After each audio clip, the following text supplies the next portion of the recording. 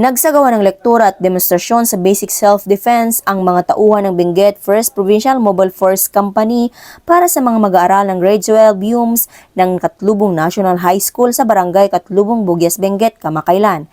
Itinuro sa mga estudyante ang tamang paggamit ng arnis stick upang mapaunlad ang disiplina, kamalayan at kahandaan sa pagprotekta sa sarili. Matapos ang lektura, aktibong lumahok ang mga mag-aaral sa return demonstration upang mapalakas ang kanilang kumpiyansa sa paggamit ng mga itinurong teknik.